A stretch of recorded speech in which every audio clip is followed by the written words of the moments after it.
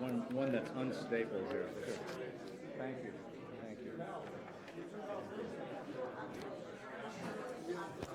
Good morning. Rob, you put on your rabbi suit this morning. You look good. You look damn good. You still got it. Do you? Yeah. Please do me one favor, anything. Take your robe off. Yeah? People said, young people said, we'll come if you don't wear robes. Wonderful. So we're gonna dive in through Shachris, and they'll do the Torah service, and after the Haftorah and the sermon spot, we'll bring a chair up. You'll sit with me. We'll have a half an hour to shmooze. I'll ask you for your biography. We'll talk about your growing up, your learning. You went to Israel. You fought in the war. Yeah, I know. That's the best part. Good morning, Cheryl. Good morning. The microphone. Yes? Where's the microphone? Oh, it's here. Okay. All right. Good morning, everyone. Boker Tov. Good Shabbos.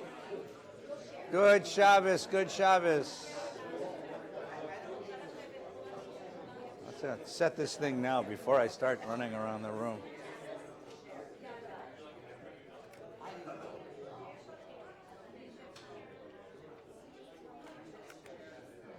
Okay. Good morning, good Shabbos. Shabbat Shalom. Nice to see everyone. Hope you're well. This morning, good to see you. Come on in, good Shabbos. So a couple of housekeeping items before we get started. This morning, following our learning together, you're welcome to stay in this room and join Cantor Phil for some meditation, for an hour of meditation. Or you can join us in the other room for morning prayers. There's no bar mitzvah this. Keep it open just a little so people can find us, okay? There's no bar mitzvah this morning. There's a couple of nice simchas we're celebrating. But later in the service, this morning we're going to have the honor of a conversation with Rabbi Silverman. Rabbi Hillel Silverman, who's our dear friend and scholar, has been coming here for a while now. It's wonderful having you. And he has a very distinguished career in the rabbinate.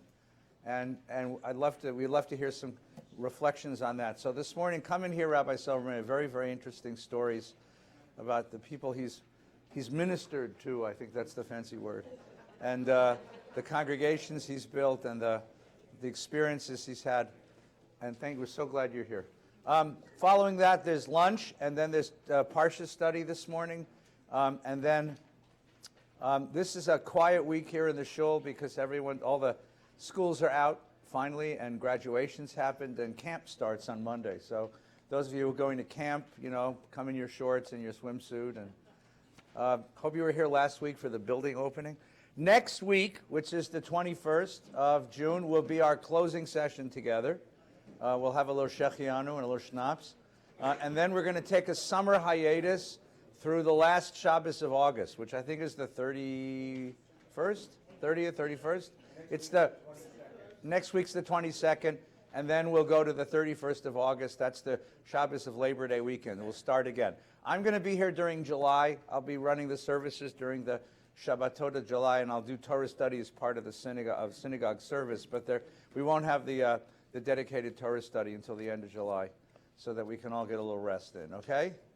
So welcome. Good to have you here. I did. Parsha group. But I'm going away Tuesday. For a month, Ron is going to run it. Fine. You'll get Ron. It'll be wonderful. Torah doesn't stop at Valley Bashalom. So it's really good to see all of you. Hope you're well. This morning we are let me just tell you where we are and why we're holding this sheet. And for those of you waking at home, welcome. Good morning. It's lovely to see you. I want to do one of these sessions in my pajamas because they do it in their pajamas. So I thought I'd show up one morning in my pajamas and say, if you can sit in your pajamas, why can't I sit in mine? Wouldn't that be great? We'll all come in our pajamas and we'll finish. We'll have French toast when we're done. Right. We'll have a little Torah study slumber party. I didn't get a chance to get this up, to put this online, but I'll read the sources, and as soon as Shabbat is over, we'll post this sheet. This morning is Parshat Naso. It's the second Torah portion in the book of Bamidbar, and it's the longest Torah portion in the book and has the most mitzvahs. It's sort of a potpourri a whole collection. It starts out with a census of the priesthood, and it goes into all sorts of different interesting permutations of Torah. It's sort of everything that God forgot to tell Moses while they were at Mount Sinai.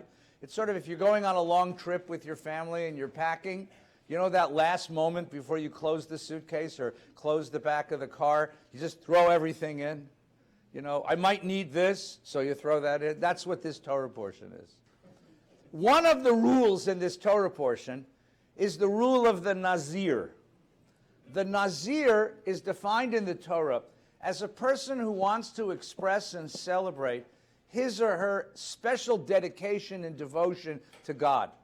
So what they do is they take upon themselves, for a set period of time, a life of limited asceticism, a life of denial. The ascetic, the Nazir, stays away from any kind of grapes and fermented beverages, no wine. The Nazir doesn't cut their hair. The Nazir doesn't touch anything that's dead. This is a Nazir. It's an impulse to withdraw from the world in a limited basis in order to express one's affiliation with God. Now, if you use a little imagination, you could see where the rules are connected to, right? Alcohol is already something that takes you out of the world. That's why we call it spirits, right? No, because that's the reason why. Alcohol, its nature is to deny the world and elevate the spirit, right? The hair is always associated in mythology with sexuality. That's why Orthodox women cover their hair when they get married, because their sexuality is reserved for their husbands and not to be flaunted in the community.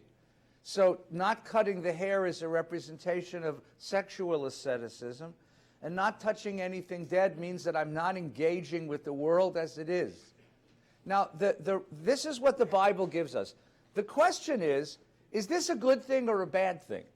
And there's a big debate. In the Bible, you can hear it just beginning to be nuanced, but among the rabbis of the Talmud. For example, when the Nazir finishes his or her term of Nizirut, that term of asceticism, they bring a sin offering. Now, you can understand why they would bring an offering as a symbol of the end of my ascetic, through the end of my diet, as it were. But why would it be a sin offering? And so one of the opinions of the Talmud is because you're given the world of physical pleasures to enjoy. That the basic ideology of Torah and of Judaism at large is that enjoying the gifts of the world does not deny your dedication to God. You don't have to make a choice between worldliness and spirituality. We find spirituality in worldliness. Those experiences can be made spiritual, but the Nazir didn't believe that. Last night, when you made Kiddush, if you made Kiddush over wine, hopefully it was better than Manischewitz, right? No offense to Manischewitz. They're not a sponsor yet, but we'll accept them. By the way, if you'll build me a building, I'll say nice things about it. I want to make that very clear to everybody. I can be bought. I have 2 more buildings to build, and I can. Anyone here have some spare change and would like to see their name up on a building somewhere, or over a bookshelf, or next to a urinal? I can do that for you. You're pitching in the. But you had wine as Kiddush. Think about that. Wine as Kiddush. If wine were something which was evil, and in certain cases, certain religions it is, then we wouldn't use it for Kiddush, for the sanctification of the Shabbos, or the sanctification of a couple getting married, or the sanctification of a child entering the Brit, the covenant. But wine is, what we do is we take all that is biological, wine, food, sex, money, the world, the physical, material world, and we elevate it into symbols of the spiritual. So wine, which can make you into an animal, we use as a symbol of Kedusha, of holiness. Money becomes tzedakah. I mean, I kibitz about this, but the truth is that if you've ever given money to a charity that means something to you, there's a very special sense about that, because I've just turned my material wealth into a tool of justice, into a tool of righteousness, and a tool of goodness. You can elevate money. You can elevate sexual life. Sexual life can turn us into animals. Sexual life can be elevated as the most glorious expression of the love and responsibility of two loving partners. Food, well, we do a lot of things with Jews. You know, Jews do a lot of food. Food represents our community, love, nurturance. At a shiva, you bring food. After Yontif, you bring food. You know, we share food because it's sharing life. So we elevate the biological. That's the Jewish way. So the Talmud represents it. The Nazir doesn't believe that, you see. So the Nazir thinks that he or she has to deny the world in order to come close to God. Therefore, they offer a sin offering because they've just sinned against God who gave us all the gifts of life. That's one of the opinions of the Talmud. Now, all that being said, this was not a terribly popular thing in even later Judaism, but there is one case study. There is one case study in a guy who is called a Nazir, but he really isn't, and that's the irony of it.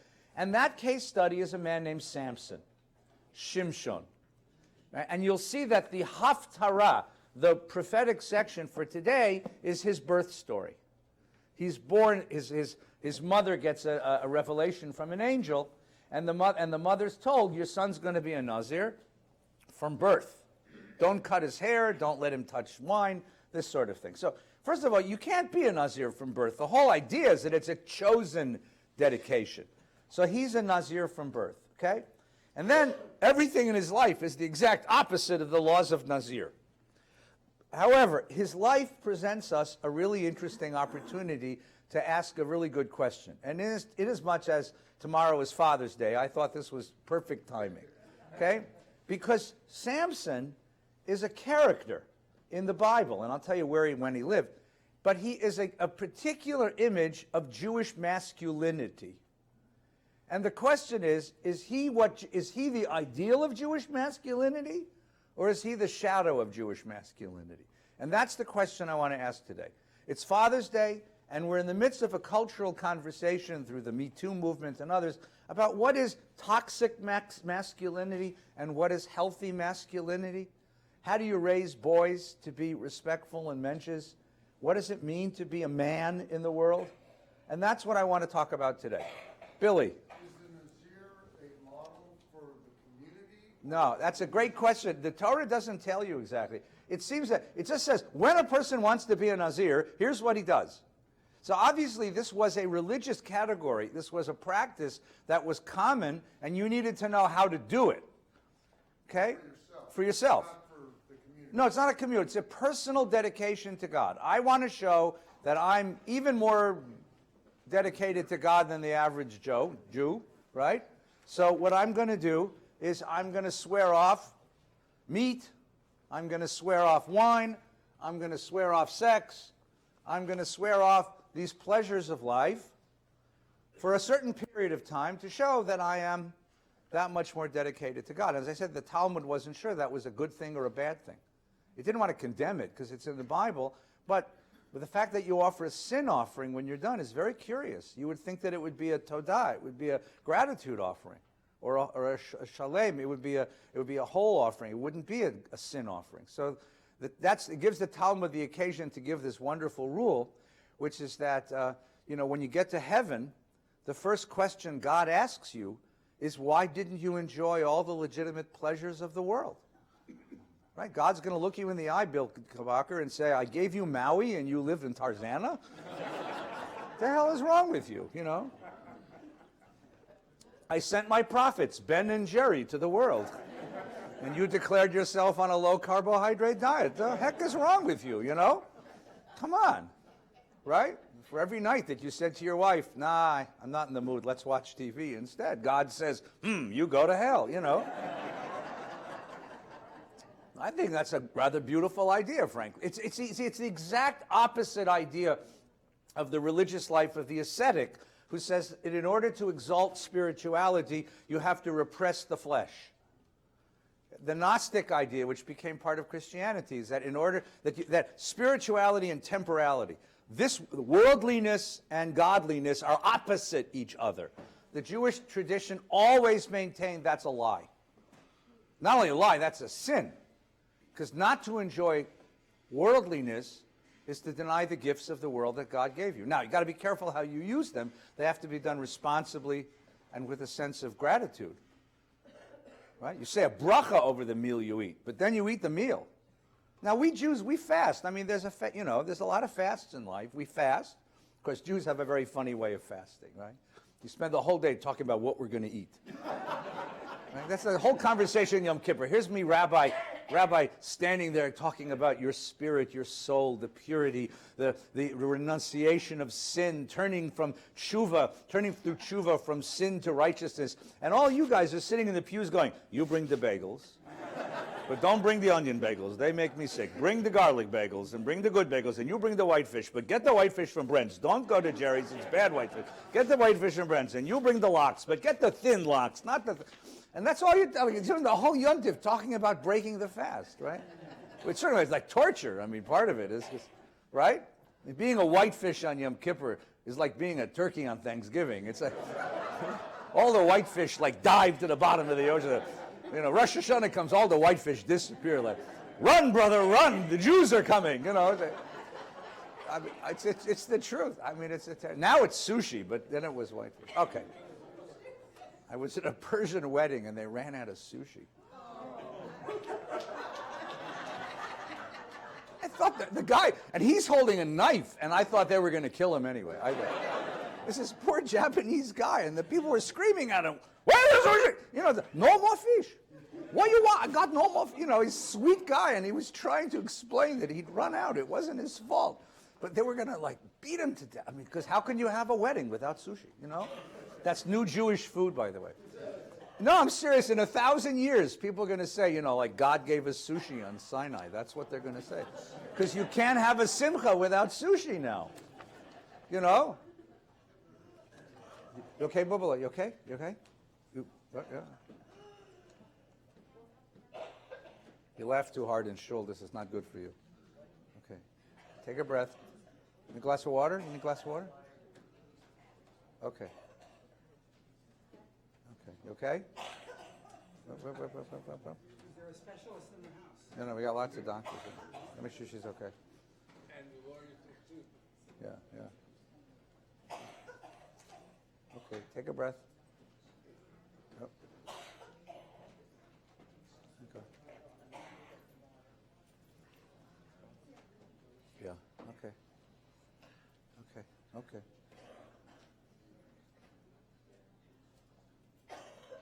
Let me help you, okay? Come. You want to get up? You okay? I have it. Okay. Hold on. You take this. And take this. Okay, you want to get up? Thank you. Go slow. Okay, come. I'll sit with her. You okay? Here, take this. That's her inhaler. I'll take it. You need the cane. I'll hold it. Mark, yeah? Okay, you got it? Thank you. Okay, you got it? Okay, go slow. Okay.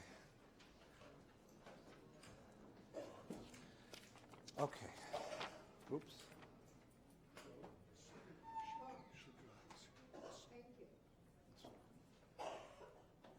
Okay.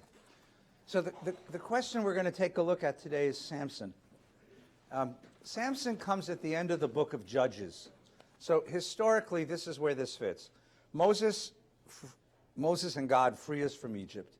We cross the Red Sea. We come to Mount Sinai. Spend 2 years at Mount Sinai, and then 38 more years in the desert. That's the next book. That's the book we're in now, the book of Numbers. At the end of book of Numbers, we will arrive at the boundaries of Eretz Canaan. But we'll sit at the boundary for 2 years while Moses gives his final oration, his final speech. And then at Simchas Torah, we're going to cross the Jordan River and enter into Eretz Canaan. Now, when we enter Eretz Canaan, leadership is taken over by Joshua.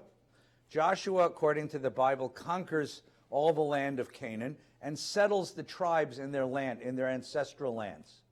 At the end of the book of Joshua, Joshua makes a covenant with God and with the people, and then Joshua dies, and there's no leader. There is no central leader. We live as independent tribes, individual tribes, And each tribe has its own elders and its own priests, but there's no central leadership. There is a worship space that's run by the Levites. It's at Shiloh. But there's no central leader, there's no central capital. I mean, think about, as an analogy, think of the original 13 colonies of the American Republic, right? No central leadership. And that goes on for 200 years. During that time, there are various incursions into Israelite territory from surrounding tribes. The Canaanites, who have not been wiped out in the land, rise up against the Israelites. Midianites come, Moabites come, Amorites come, Ammonites come. All kinds of groups come to sort of invade into the land. And what happens at that moment is that you have a charismatic leader who rises up, gathers the militias of a few tribes, mostly farmers, together and repels that invasion. Those charismatic leaders are called judges. They're not really judges, they're chieftains or charismatic warriors. And then at the end of that period, a new threat comes, and the threat is a people called the Philistines. The Philistines are actually a Greek tribe. They came from Attica across the Mediterranean and then landed in Phoenicia and drifted down southward and settled in the southwest quadrant of Canaan, of Palestine. The 5 Philistine cities, 3 of them still exist. It's Gaza, Ashdod, and Ashkelon. So if you know where that is, on the southern western quadrant of Israel, two other cities, Ekron and Gat. Ekron is now being excavated by Professor Meyer, who is Daniel Hartman's brother-in-law. And they discovered the town of Ekron. It's a tell. And Gat, they think they know where it is. Gat was Goliath's hometown.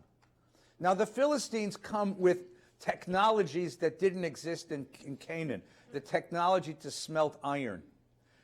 Israelite warriors have bronze armor.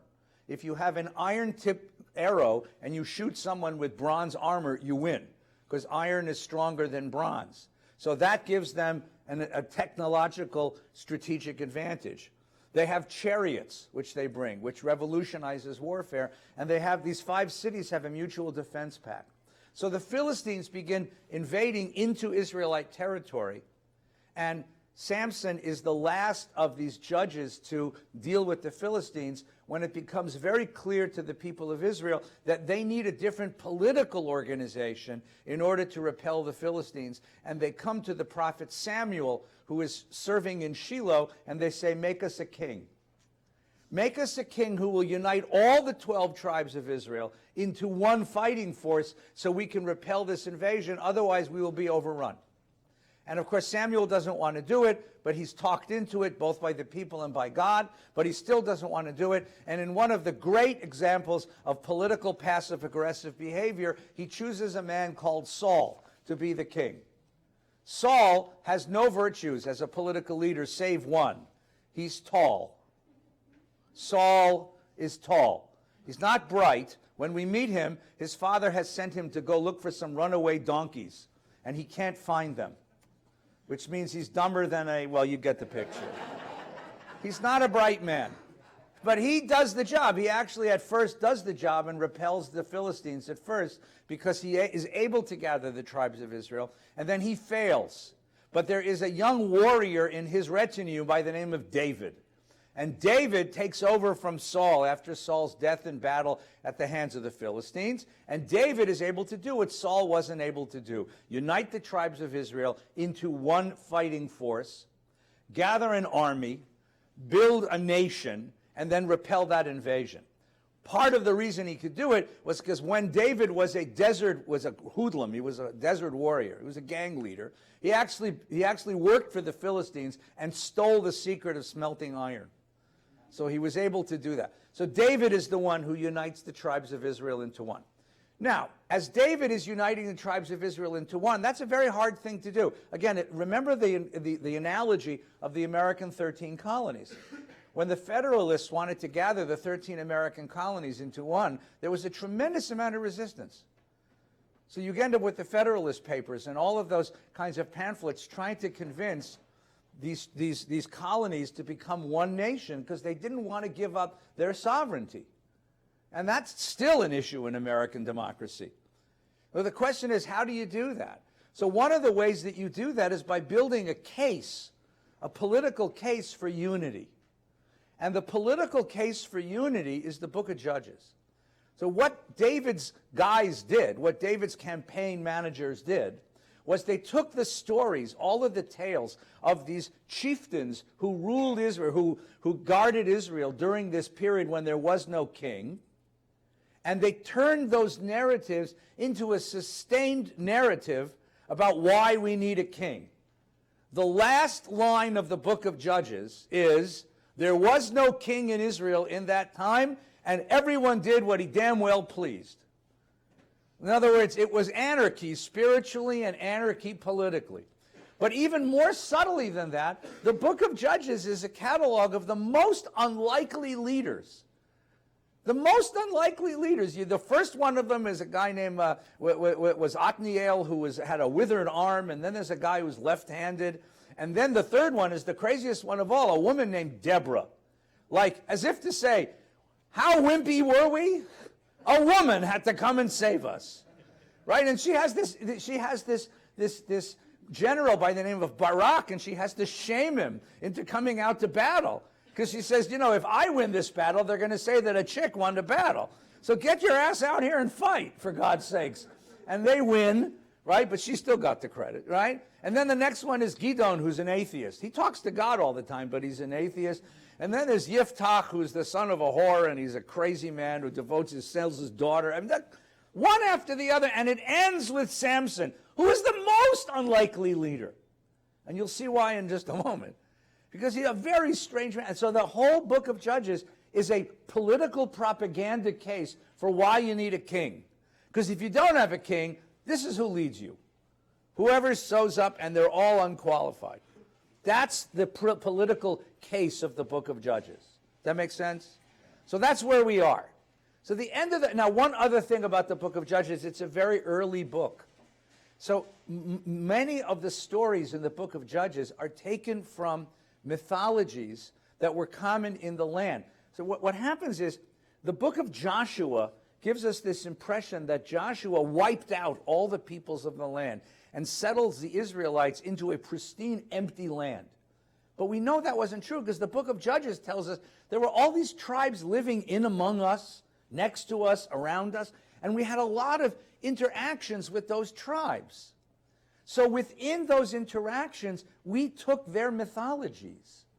The interesting thing about the book, about the stories of Samson, first of all, his name is Shimshon, from the Lashon Shemesh, meaning the sun. Everything that he does happens either at daybreak or at sunset. He's ultimately I'll give you the end of the story. He's ultimately done by a woman named Delilah. Lila means nighttime. The sun done over by Lila. Many of these stories, remember I told you the Philistines were Greeks? They're the same stories the Greeks told about Hercules. A lot of the stories are the same stories. So we borrowed mythologies. And that's what you find in the book of Judges. All right, but now we have this story. And the question is Shimshon a hero? And the Talmudic tradition has a great deal of issue with this, a great deal of trouble with this, because Shimshon, in so many ways, is the opposite of what the whole Jewish tradition, and later mostly the biblical tradition, is trying to make of men. I'm going to make the following case, in case this isn't clear enough. Make sure you know it now. I think that one of the tasks of the Bible is to change the image of masculinity from testosterone-fueled aggression to something different, something we would call a mensch, something more gentle. That's one of the things the Bible's going to do and the rabbinic tradition's going to do. Samson is the opposite of that.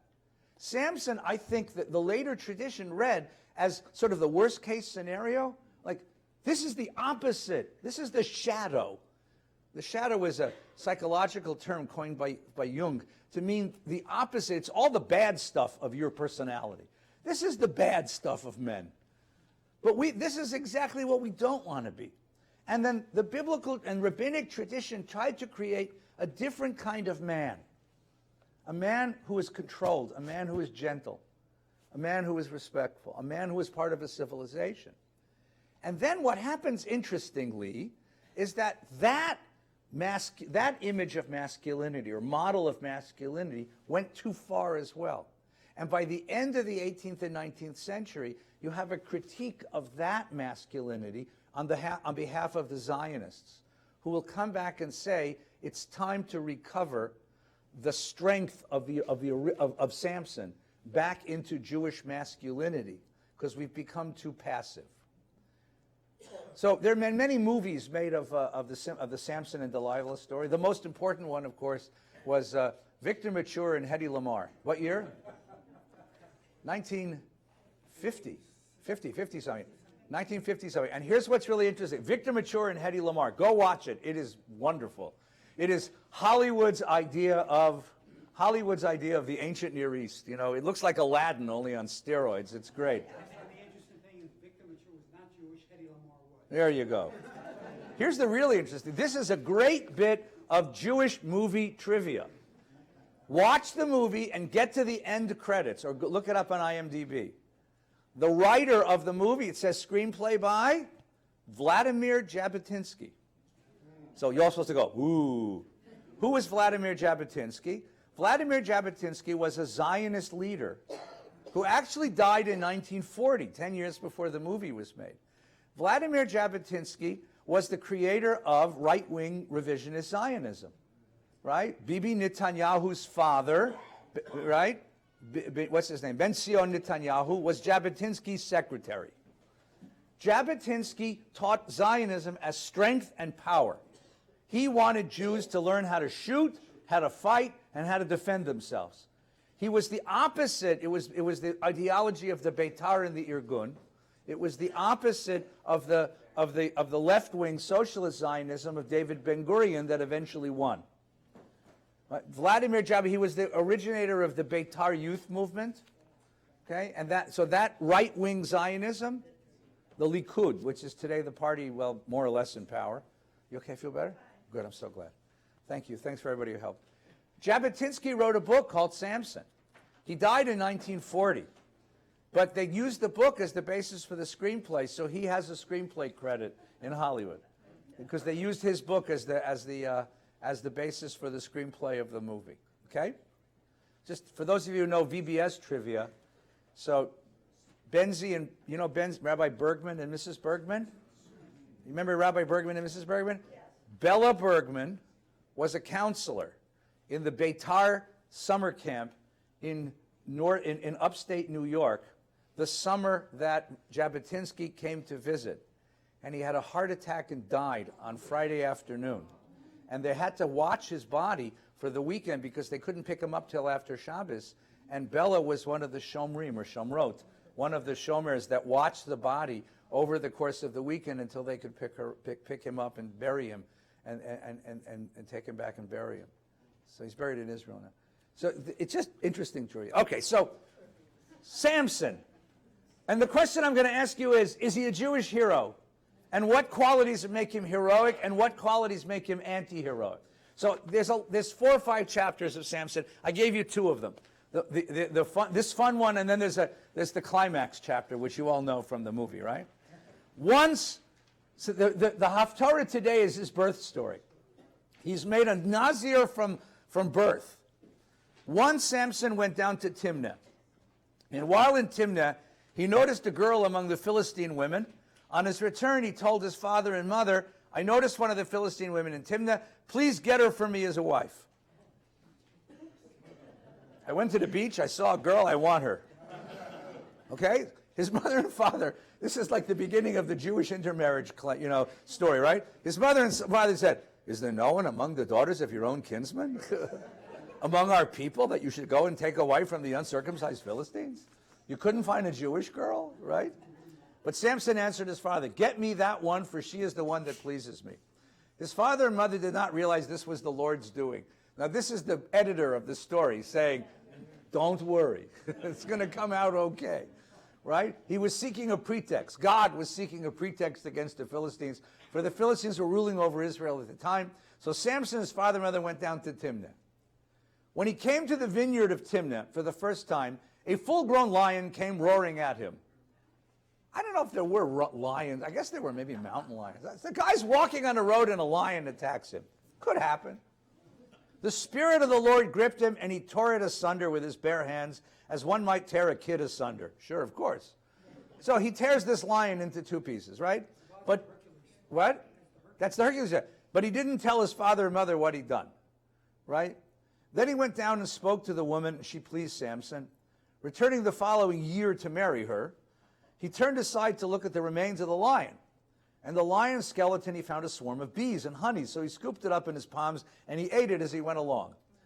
So it's this really weird story, right? He tears a lion in bits and he's eating honey out of the corpse of a dead lion. What? A year later. Yeah, this is a guy who buys truck stop sushi, right? Right? This is a, these sandwiches are fresh, sir. Help yourself, right? You get a picture of the guy now? He scooped it up and when he rejoined his father and mother, he gave them some and they ate it. He didn't tell them where he found it.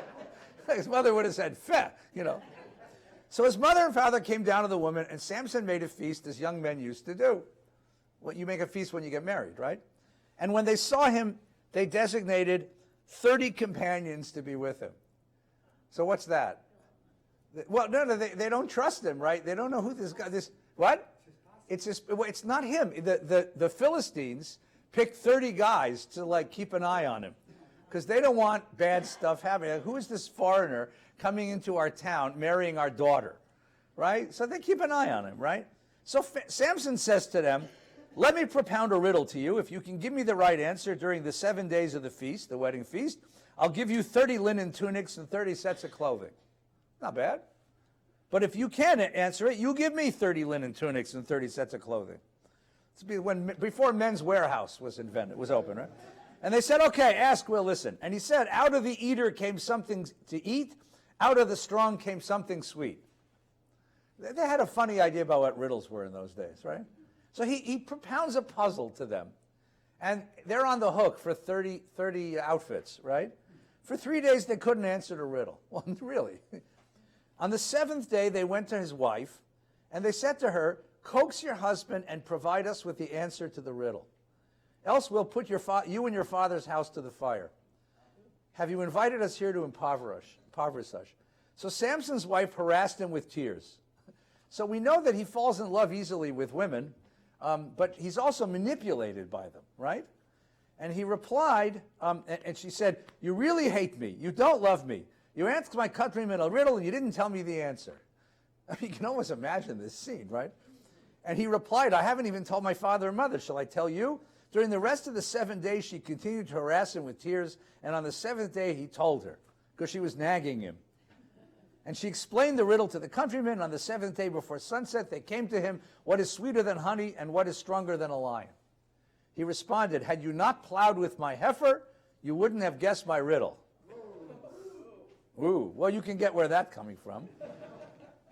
So the Spirit of this is how he's gonna pay the bet. The Spirit of the Lord gripped him. He went down to Ashkelon, killed 30 of its men. He stripped them and gave their sets of clothing to those who had answered the riddle. He left in a rage for his father's house. Samson's wife then married one of those who had been his wedding companion. This is like a hell of a community. I mean, right? Sometime later, the season of the wheat harvest, he came to visit his wife, not knowing that she is married to one of his buddies. Samson came to visit his wife, bringing a kid as a gift. He said to her, "Let me go to the chamber with my wife." The father wouldn't let him go in. "I was sure that you had taken a dislike of her, so I gave her to one of your wedding companions. But her younger sister is more beautiful than she is. This is great. Let her be your wife instead." Then Samson declared, "Now the Philistines have no claim against me for the harm I shall do to them."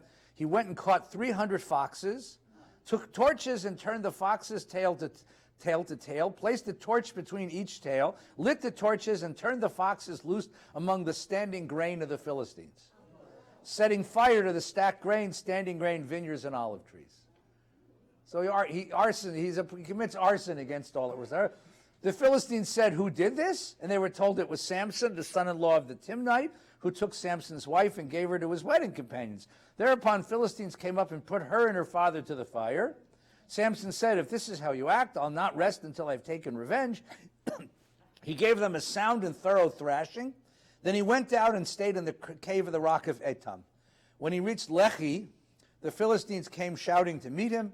Thereupon the Spirit of the Lord came upon him, and the ropes on his arm, they tied him up. And the ropes became like flax that catch fire. The bonds melted. He came upon a fresh jawbone of an ass, picked it up, and he killed 1,000 men. Oh, stop a second. Jewish hero? What do you just tell me a few things about, what do you notice about him? First of all, he's a loner. There's no community. His parents try to influence him, but there's no community here. He's not a leader in the sense of a judge who leads his community into battle. He's a loner. It's all done alone, right? Okay. Number two, he's impetuous. It's whatever impulse strikes him at the moment. He sees a girl, he wants her. He hasn't even talked to her yet. He sees her, he wants her. Right? They insult him, he kills people. It's this it's this complete lack of self-control. And you can see what the themes are of this character, right? This is the human id. This is testosterone. It's violent aggression and sexual desire. Right? This is what drives men. This is the deep inner drive of men, said Sigmund Freud. Right? We either want to take things sexually or we want to destroy them physically. Aggression and sexuality. It's testosterone writ large. Here is a man who has no conscience. He has no self-control. He has no foresight. It doesn't occur to him what's going to happen next. He just acts impetuously on his own desires. Now, there's several more stories in the cycle of narrative, and if you have a quiet evening and you have a Bible at your hand, read them. They're fun. I mean, there's one about it. He finds another woman in the town of Gaza. She happens to be a prostitute, right? So he goes and has her, and then in the morning the Philistines come, so he goes and steals the doors of the city of Gaza because he has this enormous strength. But his strength is completely physical and completely lacking in any intellect. Intellect, conscience, moral, none of it. And he's completely alone. He's completely alone in this, right? You get the picture? So here you get this really interesting question. So why this is in the Bible, I couldn't tell you because I wasn't part of the editorial board. But you can see one of the reasons it's here is because it's giving you an image of masculinity. And frankly, it's an image of masculinity that we are very familiar with because this is the image of masculinity that you see in an awful lot of American cinema. Right? This is Sylvester Stallone. This is Arnold Schwarzenegger. Arnold Schwarzenegger did not become the highest paid movie star in Hollywood because of his nuanced performances of the human condition. He became the highest performer because he tends to kill people really efficiently. And we love to spend money to go and watch him do this. I mean, it borders on the pornographic. But in America, if you show breasts, the movie becomes R. But if you just bash heads in, it's just PG. Because we're more comfortable with extreme physical violence than we are with any expression of intimacy or sexuality. I mean, this is an image of it's an image of the inner life, the shadow of masculinity. Now the question is, what do you do with this? What do you do with this? Yes, Michael, go ahead. I think it's important because what you just said, what you do with it, the format and the formula of the Samson story Yeah. follows very closely. Hang on, let me give you the mic so that our friends at home can enjoy. Oh, yes. Yes, please. Enjoy There you this. go. Yeah. Thanks, Marsh. The formula Yeah. of the Samson story Right. follows almost exactly the stories, the formula for a Greek comedy. Okay. In Italian, they call it commedia. It doesn't mean real comedy, ha-ha, jokes. Yeah. But it's the comedy of life. Right. Commedia dell'arte. Yeah. And it follows almost exactly the way that goes. So what they did with this story is they took that kind of that idea, placed it into the story of Samson because people were familiar with it. Right. Because at the time it was written, the Greeks were very powerful in the Middle East. Right. And I think that's part of what was going on here. And then they used it, as you said. Then the question is, how do you take that commedia Right. and make it work for you? Right. Right. Right. Pass the mic over to Billy, and then we'll get Steve. Isn't he a Nazir at the same time? Well, yes. You see, the source of his strength is his Nazirut, is his but he didn't choose to do that. It was given him at birth. And his strength is always, the Bible will always identify that his strength is not his own. It's the Spirit of the Lord came over him. Ruach, Adonai, Ruach Elohim. And so that makes it kind of odd, right? So like that editorial comment that you heard before, right? His parents said, don't do this, right? And then it says, they didn't know it was the Lord's doing. So the editor of the story, Michael's right. So you have a set of myths largely influenced by Greek mythology, and the editor of the story is going to turn it into a Jewish story by winking at us and saying, oh, God's using him. God's using him. He thinks it's his own impulsive desires. We know that God's using him. Okay? Now, the other piece of this which makes it so interesting is whether you can see in him any echoes of King David. King David also went out and killed a lot of people. He was also a pretty impulsive killer. King David also had a bunch of wives.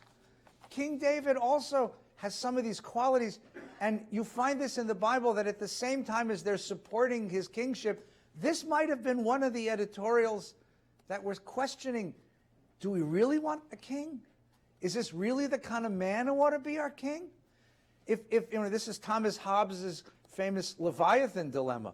If you need to be protected by a violent monarch, what happens to the kingdom that chooses the violent monarch to protect him? How does that affect the culture of the kingdom? So this also is a subtle critique of David. Yes. Okay, Stephen. All right. You asked how it can be moderated in modern times. Yeah. Well, here's something that the Jews, Christians, Muslims, and everybody else, and it sounds funny. Yeah, no. But instead, I once said while we were all watching a game, the only thing a man needs is football, food, and sex. And one of the guys says, and I'm not so sure about food, but pro football, even college football, that aggression comes out. Yes. And it doesn't, you're not killing, well, usually you're not killing anyone from the result. I mean, if a Denver or Green Bay fan was in my house, he'd have to run if we lost, but Chicago and Kansas City. But it's that kind of aggression that's safe, that you're not going to shoot somebody because you're angry. You watch the game. Yeah, it's very good. It's a very interesting observation. Football is a brutally violent game, right? Professional football, college football. And you wonder now, so what does it say about us as a civilization? Like, we'll read stories of Rome, and they were talking about gladiators, killing each other, or fighting animals and stuff, and we say, oh, those are barbarians, What are they going to say about us 1,000 years from now? It's a brutal game, and the question is, yeah, you're right. So what you do is you take all of that brutality and violence, and you put it into an arena, and make it a form of theater, right? And people go and do they expiate and and exorcise their own violent impulses by watching this? A long time ago, the Raiders, which are now the team in Oakland, played in California. They lived in L.A. And someone brought me to a Raiders game. And if football is brutal, Raiders games are especially brutal. And I'm walking in, and I'm wearing a sweatshirt and jeans and sneakers, and these people dressed up like Vikings. I mean, these people with paint on their faces and horns and lots of them, and they're going and they're bellowing and I'm saying to myself, this is so interesting as a sociological, anthropological study. I hope I don't get eaten. That's what I'm worried about. But it's just such an interesting, it's because they're not just coming to watch a game, they're coming to sort of vicariously participate in this game. You know, you're a professional sportscaster, so you've actually stood next to these people. Have you ever stood next to a professional football player? These are people that are big as buildings. I mean, it's unbelievable. I did a wedding once with one of these guys. Yeah, I can tell, it's a story. But it just, I mean, so we breed these guys, you know, 6'6", 290-pound monster, you know, in a lime green tuxedo. I said, nice suit. He said, thank you. His wife is this tiny little woman, like 5'1". And the funny thing was that she's telling him, stand up straight. Right? Straighten your tie. You know, and she's like telling him, and he said, yes, okay. Like, it was the sweetest interaction between the two of them. It was, okay, but so let's take a moment to look. Look on my page 3 for a moment. We'll come back to Samson in a moment. Here's the counterpoint. Here's the biblical counterpoint, and then I want to look at the rabbinic counterpoint. Because my case is going to be that Samson is a picture of masculinity that is defined by the later Jewish tradition as the problem, or rather, the material. How do we turn that into something different? And that one of the projects of Judaism was to civilize men, civilize masculinity.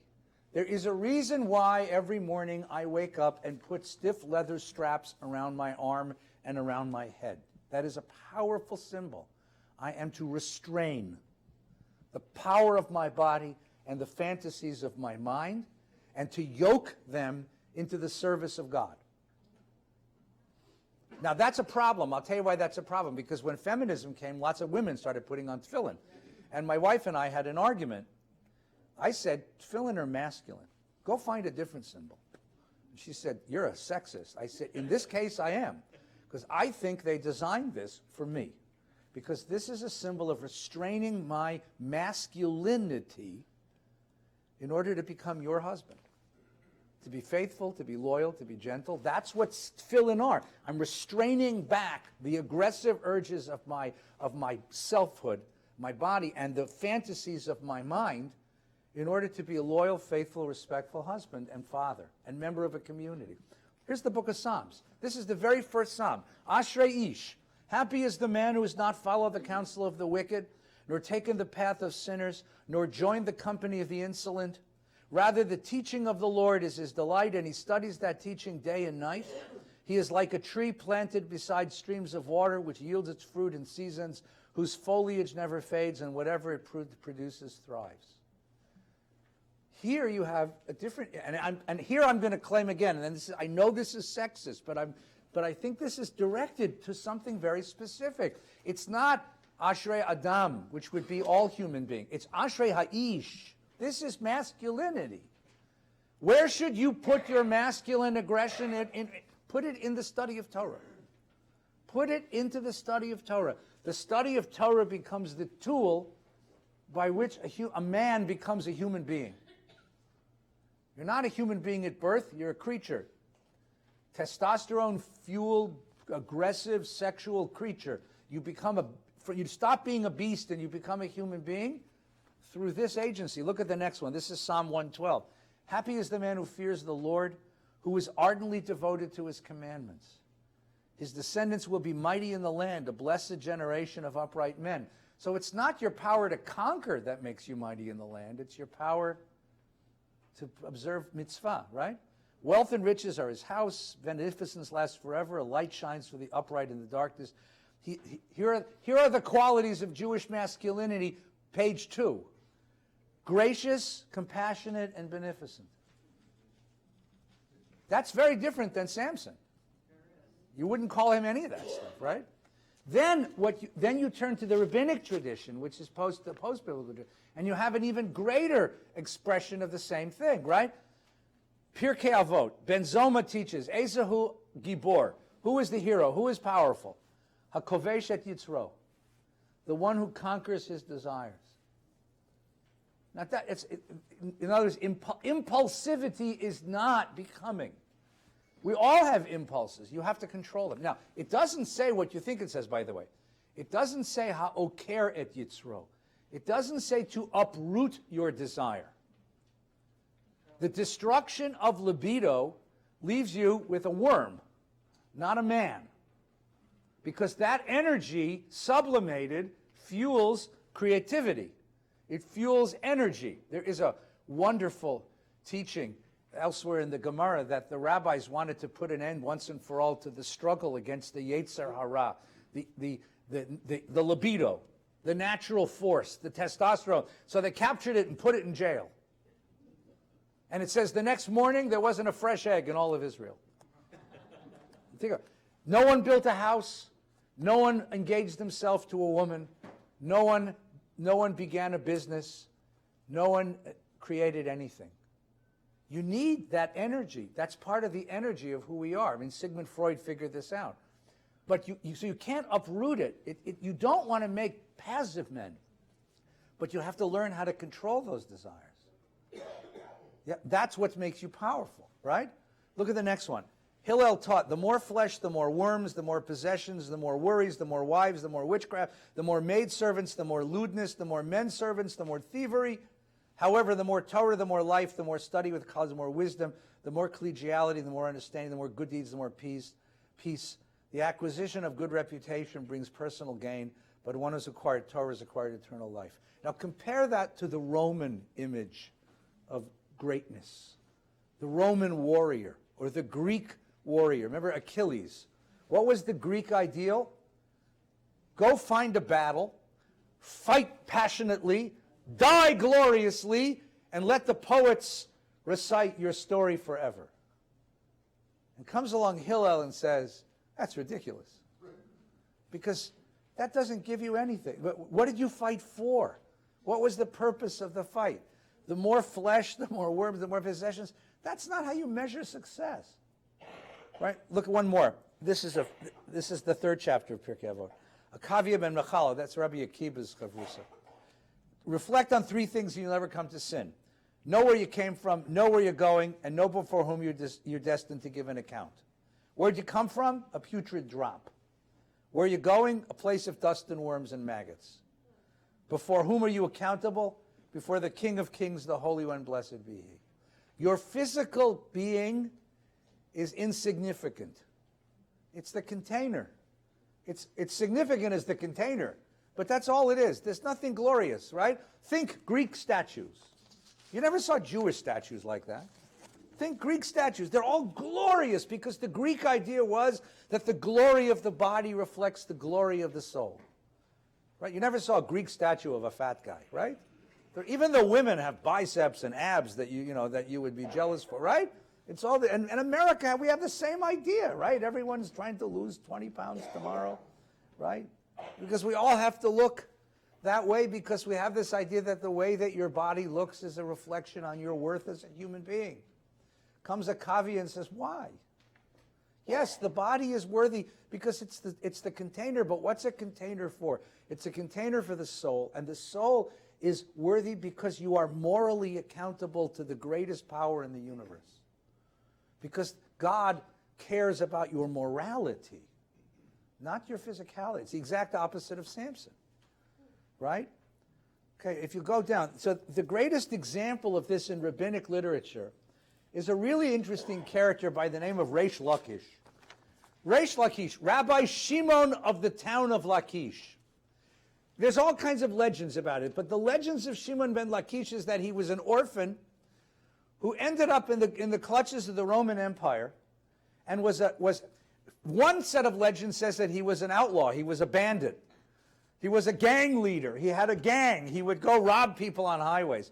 The other one says he was a gladiator, that he was a Roman gladiator, he was a Jewish orphan who had been taken by the Romans and trained to be a gladiator. He was said to be a huge man, corpulent and giant. Like the story is that when Resh Lakish and his wife hugged each other, an ox could walk between them and not touch either side. That's like gesund, right? That's a gesunter person. So the story is this guy who's either an outlaw, gang leader, or a gladiator is one day walking in the Galilee, and he sees a man swimming in the Sea of Galilee, or the Jordan River. One day Rabbi Yochanan was swimming in the Jordan. Rabbi Yochanan is the leader of Judaism in the 2nd century. Okay, right after the Mishnah is put together. He's the first generation of the Amoraim. Reish Lakish saw him and leapt into the Jordan. He sees this man swimming, and he's so taken with this man. He's not gay, but he's taken with the man, that he jumps in the water. Rabbi Yochanan says, you know, your strength would be better spent on Torah. And Reish Lakish says, and your beauty is more dazzling than women. And Rabbi Yochanan says, if you return to a life of Torah, I'll give you my sister who's more beautiful than me. And Reish Lakish accepted that deal.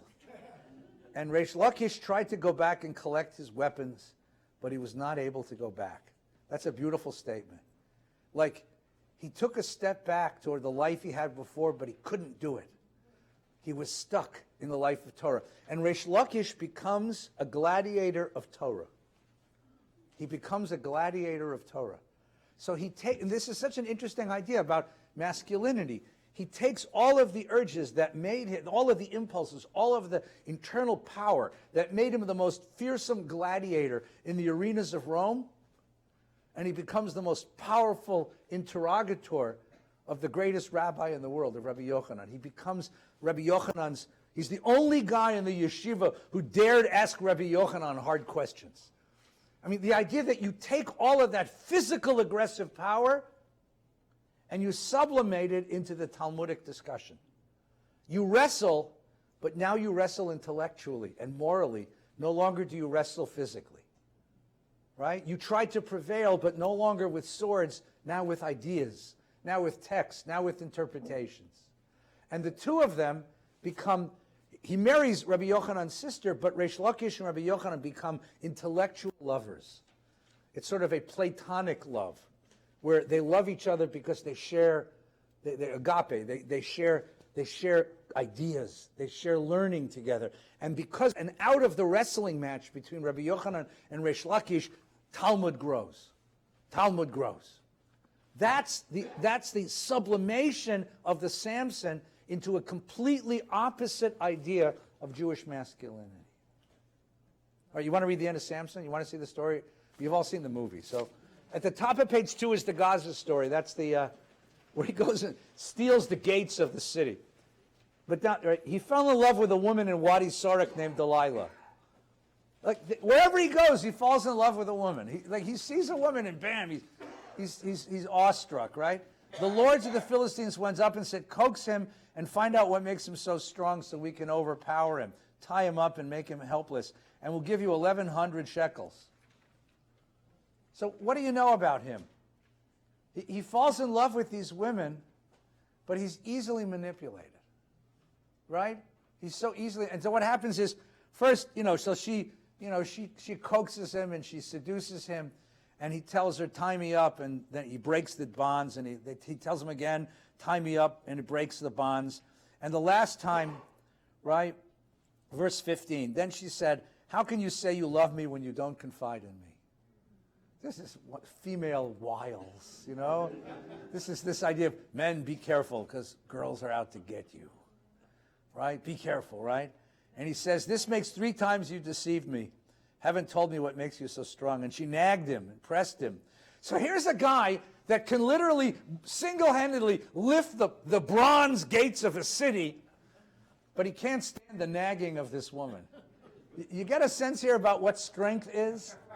Where there's weakness and where there's strength, you get a little, they're winking at you, right? Right? This guy can destroy armies. He can kill 1,000 soldiers with the jawbone of an ass, but he can't resist the nagging of one whiny woman, right? Come on, So she lulled him to, so he says, okay, no razor has ever touched my head, for I'm a Nazirite to God since my mother's womb. If my hair were cut, my strength would leave me and I should become as weak as an ordinary man. So this association of his strength with his Nizirut, but it's unique. It's nowhere else in the Bible, okay? Sensing that he'd confided everything, Delilah sent for the lords of the Philistines with a message. Come, he's told me. The lords came up, brought money with them. She lulled him to sleep. Be careful, fellas. She called in a man, cut off the 7 locks of his head. She weakened him, made him helpless. His strength slipped away. She cried, Samson, Samson, the Philistines are upon you.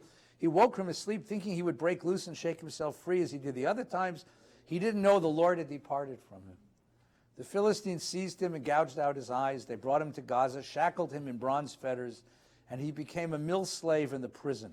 I mean, in a certain way, all of these relationships with women have already shackled him, right? He's already been shackled. The hair was cut. It began to grow back.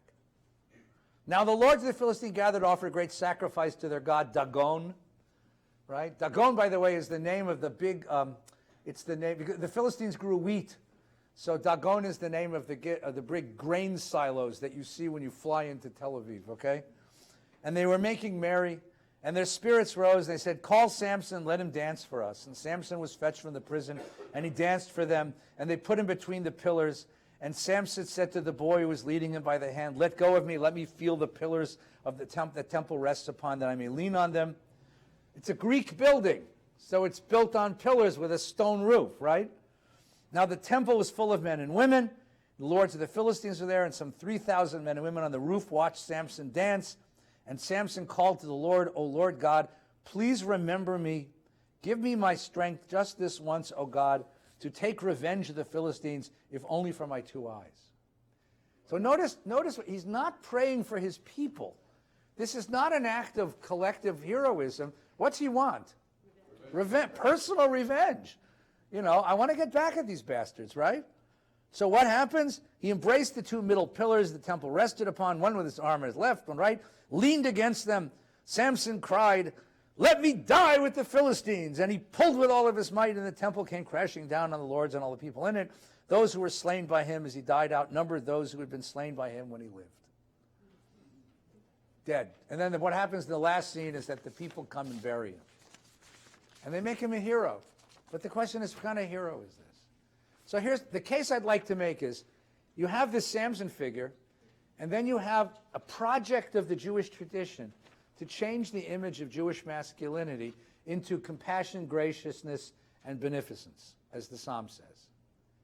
But then you have one more step to this tale, which is the 20th century step, which is that gets turned into something pernicious also, something dangerous, which is passivity.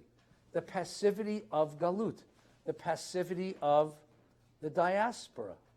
And that's one of the elements of Zionism, is to say Jewish masculinity has become too passive. The great example of this is Chaim Nachman Bialik, the great poet, was sent by the Odessa Zionist Society to the town of Kishinev, where there was a pogrom in 1905. And he writes a very famous poem called Ir HaChariga, the city of slaughter. Really quickly, here's how it goes. He says, arise and go now to the city of slaughter, into the courtyard wind your way. There with your own hand touch, and with the eyes of your head behold on tree, on stone, on fence, on mural clay, the splattered blood and dried brains of the dead. It starts out, for many pages, a long poem, just like any medieval poem describing a pogrom that has destroyed a Jewish community. But then he turns, watch. Descend then to the cellars of the town. There where the virginal daughters of your folk were fouled. This is the place the wild ones of the wood, the beasts of the field, with bloody axes in their paws, compelled thy daughters yield, fouled and despoiled. And now watch what he does. That's where a medieval poem would stop, and then there'd be a prayer to God to seek revenge against the destroyers. But Bialik isn't interested, because for him the problem isn't the Goyim. The fact that Cossacks came, that Russians came and went crazy and destroyed the town of Kishinev, the Jews of Kishinev, isn't the problem. The problem is what happened to us. Watch. Note also, do not fail to note, in that dark corner behind that cask, crouched husbands, bridegrooms, brothers, peering from the cracks, watching sacred bodies struggling underneath the bestial breath, stifled in filth and swallowing their blood, watching from the darkness and its mesh the lecherous rabble portion for their booty, their kindred and their flesh.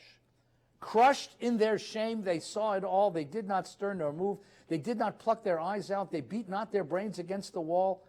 Perhaps each watcher had it in his heart to pray, a miracle, O Lord, and spare my skin this day. Those who survived the foulness, who from the blood awoke, beheld the life polluted, the life of the world gone out. How did the men folk bear it? How did they bear the yoke? They crawled forth from their holes. They fled to the house of the Lord. They offered to him the sweet benedictory word. Kohanim sallied forth to the rabbi's house. They fled. Tell me, O Rabbi, is my wife permitted me? The matter ends in nothing more, and all is as it was before. What bothered Bialik? The pogrom came and raped the women, and the men didn't fight back. The men wouldn't stand up and protect their wives, their mothers, their daughters, and their sisters. And this is Bialik's poetic shriek of anger. What has happened to us when we have become so passive, so meek, so impotent that we can't defend the women of our lives? That is the Jewish masculine ideal of the Talmud taken way too far. And it's time to recover some element of our masculinity, of a Samson masculinity. So the Zionists begin importing the old images. Hanukkah becomes a big deal because the Hanukkah was the last war we won in 166 BCE. And Judah Maccabee was the last Jewish warrior that you could respect. Or if you want to, in a losing cause, Bar Kokhba. Beitar is the name of the Zionist youth group that Jabotinsky found. Beitar is the last battle of the Bar Kokhba revolt. And Samson becomes a Jewish hero again because he fought for his people. He fought for his people. So Aleph Dalet Gordon, who is another Zionist thinker, gives us an image of coming back to nature and recovering a sense of our masculinity. And Zionism tries to recover a sense of that masculinity. I gave you here, just because I think visually this is beautiful. These are two classic Zionist posters from the 1940s. So look at the one on the left, right? Right. The one on the Hebrew says "Tein yad lahatzalah," which means help the rescue. So look at the image, right? You have in the boat the European diaspora Jew, the old Jewish man, old, weak, passive, unable to help himself, the meek Jewish woman covered in a babushka, the bewildered, undefended children, and who's saving them? The big, strong, powerful Zionist sailor, right? The big, strong Zionist sailor is going to save the weak, passive diaspora Jew, the Galut Jew. Says Aleph Dalet Gordon, you have to get, not only do you have to get the Jew out of the Galut, out of the exile, out of the diaspora, you have to get the Galut out of the Jew. You've got to get this passivity, this weakness, this impotence, this meekness out of the Jew. Now, those of you who have been to Israel know they succeeded. Too much. I mean, to get on a bus on a crowded afternoon in Tel Aviv, you discover how much they've succeeded. And you wonder, and because the former president of Israel is currently serving in jail for sexual assault on his assistants, you wonder whether they've gone too far the other way now. The Zohan image, right? This uber masculine Israeli, the Gever, the Pushtaq, you know? I mean, they've gone too far the other way, but you can see what they're trying to do. They're trying to balance the traditional, the Talmudic idea of the civilized masculinity with a stronger sense of self-defense. And you can see the other image on the right, Jewish National Fund. Look at this guy. In color, it's better because he's bronzed. Does this look like a Jew? I mean, this is, if I say to you, and I've done this with kids, even with Israeli kids, I say, close your eyes and tell me what a good Jew looks like. Oh, he's got a beard, he's got a hat, he's got tzitzis, he's got payas, he's davening. And the Zionists came along and said, no, that's old. That's old, weak, passive, meek, impotent, no more. This is a good Jew. Big, strong, powerful, self-reliant, unafraid fighter, farmer, right? Right? Hoe in one hand, rifle in the other, Kovet Tembel on his head, right? Gal Gadot, right? Right? Wonder Woman. This is my family. I know, of course, that's your family. But then what happens is that goes crazy too. So you can see what's going on here. In the history, I gave you the joke too, by the way. This is an old, bad joke. The kid comes home and says, I got a part in the school play. And the mother says, what part do you play? And he says, I play the Jewish husband. He says, you go back and tell your teacher you want a speaking part, right? It's an old joke. It's an old joke. It's an old joke. It's an old joke. But you can see what they're doing here. You have in the Bible a conversation, and I think the Samson narratives, as Michael pointed out, taken from Greek comedies, the Samson are part of this conversation about what does it mean to be a man? What does masculinity look like? What do we train our sons to be? How do we train our sons to be real men? Is Samson the image? Or is the Psalms, happy is the one who studies the words of Torah? Then you have in the Talmud this very concerted effort to civilize the barbaric. And again, you have to remember that the Talmud was written against the background of Roman civilization, where real masculinity was the centurion. Real masculinity was the gladiator. Real masculinity was the warrior. And the Talmud comes along and says, yes, the warrior of Talmud, the warrior of Torah, the warrior of mitzvot, the warrior of intellectual debate and intellect and moral wrestling. That's the warrior we're trying to train. But then over time that becomes meek and passive, and the Zionist revolution comes back and says, it's time to recover the other. Because we've become our meekness has now become a disease, an infection that has destroyed our humanity. Because what's more natural than for a man to stand up and protect his wife, his sister, his daughter, and his mother? And we've lost that impulse. We have to recover it, but now you see again in Israel a coming to terms with that powerful masculinity that may have gone too far the other way. And that's the kind of struggle. So this Father's Day, I wish all of you gentle, kind, loving, what did the Psalms say? Gracious, compassionate, and beneficent men, a very happy Father's Day. We'll see each other tomorrow. Next week. Come here, Rabbi Silverman, this morning. Did you get the note from Alana about Selma Smith? Yes, sir. Yeah, For Abby concerts, told me she